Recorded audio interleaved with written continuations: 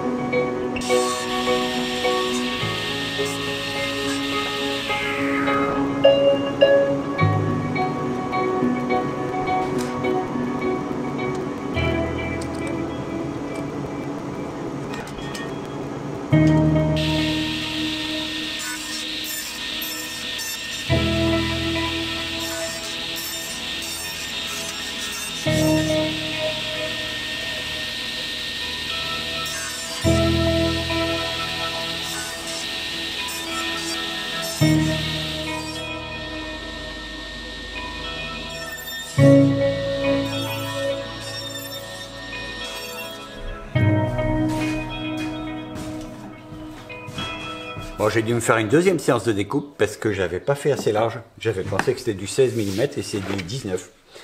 Donc j'ai tout recoupé.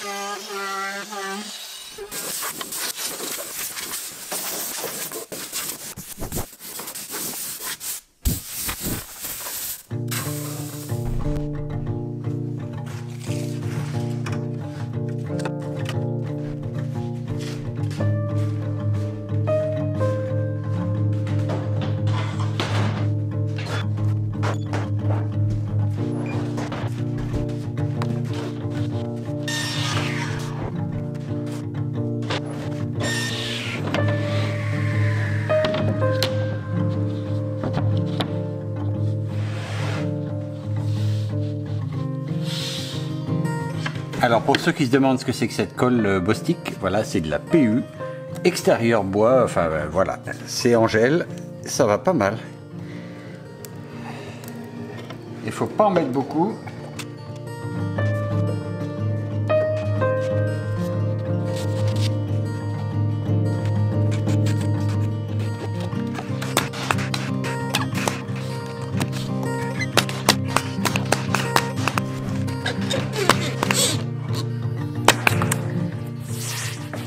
Comme là ma bordure c'est du 19 mm et qu'il faudrait du 15 ou du 16, et bien je vais devoir enlever 3 mm sur l'épaisseur.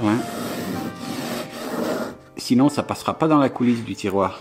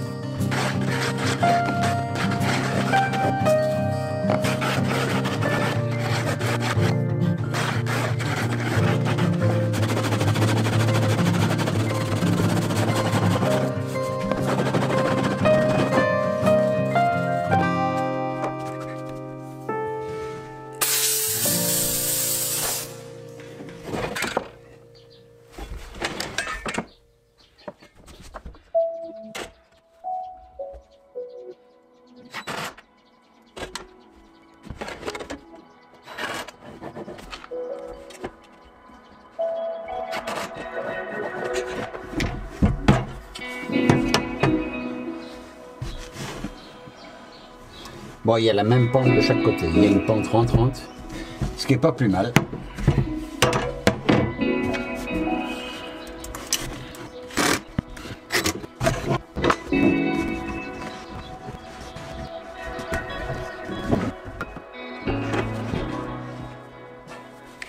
Comme j'utilise pas les petites fixations habituellement prévues pour ce genre de coulisse là, je vais devoir percer les petits trous pour recevoir l'arrière de la coulisse où il y a un petit teuteau qui dépasse. Donc il faut que je mesure et puis que je perce sur la mesure.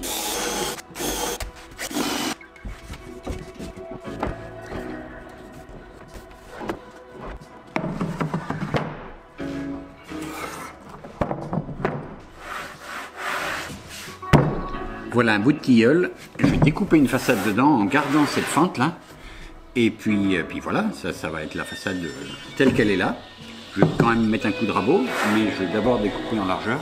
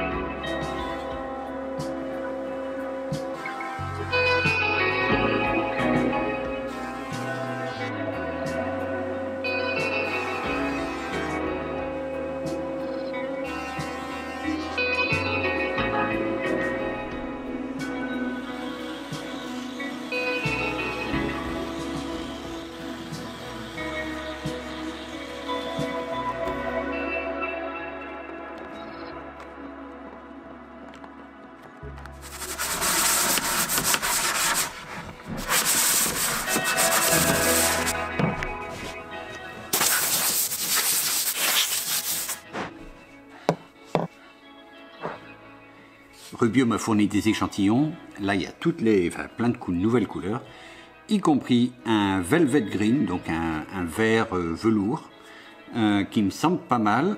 Alors là, il y en a 20 ml, il y a de quoi faire un petit mètre carré. Alors le tilleul, c'est pas ce qu'on fait mieux pour le Rubio parce qu'il n'y a pas d'accroche, il n'y a pas de veinage, il n'y a pas de... C'est lisse comme une peau de bébé. Mais bon, je vais mettre quand même. Et je pense qu'en transparence, on va quand même voir les défauts du bois et ça va être pas mal. Je vais mettre un gant parce que les pigments ils sont balèzes.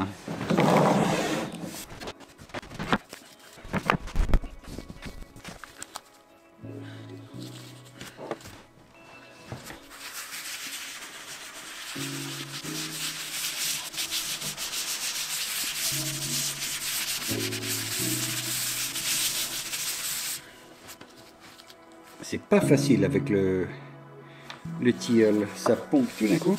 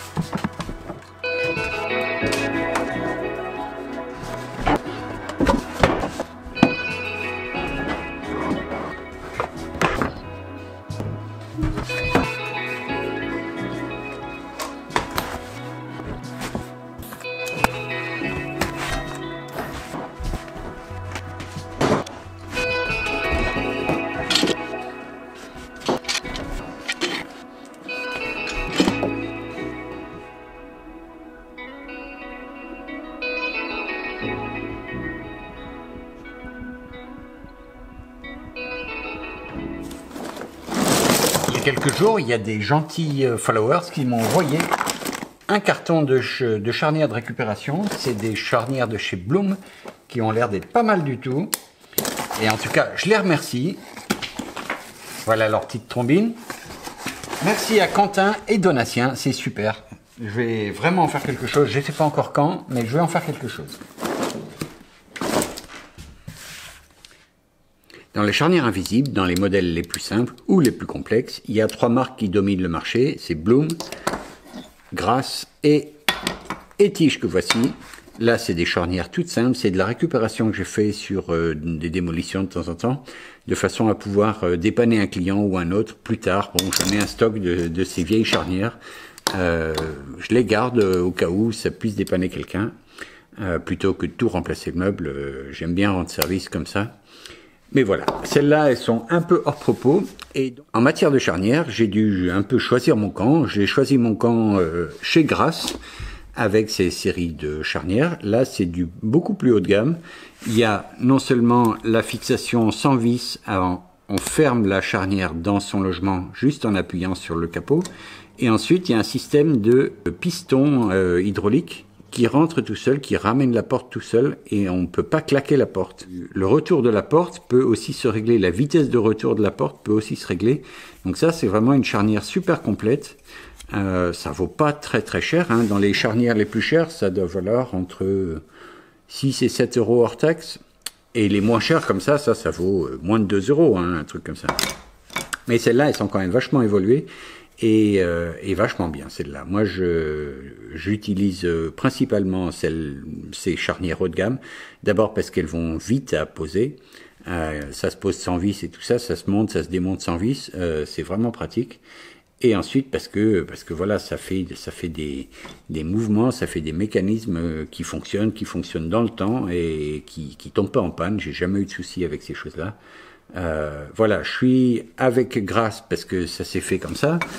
Et avec Grasse, j'ai acheté aussi le gabarit. Alors c'est Wurth qui est distributeur de Grasse qui m'a vendu ce gabarit qui permet de trouer et de, je sais pas si on voit là, voilà, il y a les fraises, les 3 fraises, celle de 35 mm au milieu, et puis les 2 petites fraises sur le côté là qui permettent de faire les 3 trous, celui-ci, celui-là et celui-là. Alors ce gabarit, il est vachement pratique, mais il coûte un peu cher. Ça vaut autour de 200 euros. Alors des fois, vous pouvez discuter le coût, avoir une réduction si jamais vous prenez des lots de charnières, parce que pour bien faire, il faut acheter ça en lot de 50. C'est là qu'on obtient des tarifs intéressants, mais si vous en prenez 2 ou 4 ou 8, eh ben, les tarifs vont augmenter rapidement. Si vous voulez la ref, je vous la mets en dessous là. Mais voilà, il faut en avoir quand même l'utilité parce que ça vaut cher quand même. Chez chacun des fabricants de quincaillerie pour l'ameublement, il y a des catalogues avec des milliers et des milliers de références, des charnières pour tout faire. Il y a des principales références que j'ai là, et après il y a des cas particuliers où moi je les achète vraiment au compte-gouttes parce que c'est vraiment pour une ouverture d'un angle à 110 degrés, par exemple une porte qui s'ouvrirait à 110 degrés, ou une porte qui s'ouvre à 180 degrés, ça existe aussi. C'est des charnières quand même qui prennent beaucoup de place. Voilà, il y a des références. Faites votre choix dans une marque ou dans une autre, et puis ensuite, imprégnez-vous du catalogue parce que c'est super compliqué. Et quand on a une ref, on la garde et on fait avec. Moi, j'utilise principalement principalement celle-ci, voilà, qui est pour meuble, pour porte. La porte vient recouvrir complètement le meuble.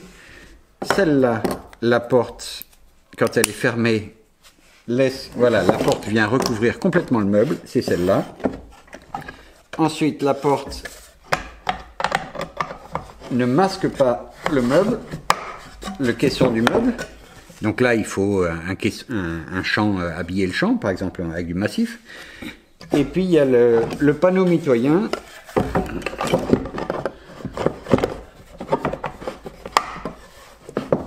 Voilà, alors il n'y a qu'une charnière, alors ça bouge un peu, mais le panneau mitoyen, les deux portes, il faut imaginer une porte sur ce côté-là, les deux portes vont se rencontrer au milieu du panneau qui fait la séparation du meuble. Donc voilà, c'est les trois principales charnières que j'utilise. Avec ça, on peut à peu près tout faire, en trichant un peu sur la position de l'embase, en trichant un peu avec l'épaisseur de l'embase, parce qu'il y a plusieurs épaisseurs possibles. Voilà, ça c'est ce qu'ils appellent le H0, le H3 et le H4. Et j'ai dû avoir du H2 quelque part. Donc c'est trois hauteurs différentes qui permettent de caler la porte plus ou moins loin du meuble. C'est un peu complexe, il faut expérimenter pour arriver à saisir un peu les nuances et les petits trucs et astuces pour arriver à avoir des portes qui s'ouvrent et qui se ferment comme il faut. C'est bien, je vais pouvoir ranger toutes mes charnières dans une boîte et puis voir ce que j'ai à disposition. Donc ça va pas être bien compliqué.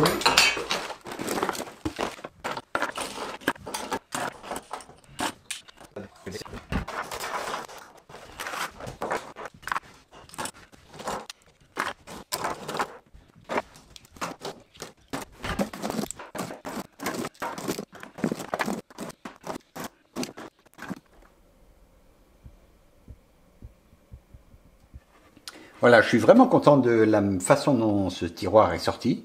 J'ai fait ça vite fait, ça m'a pris même pas une journée.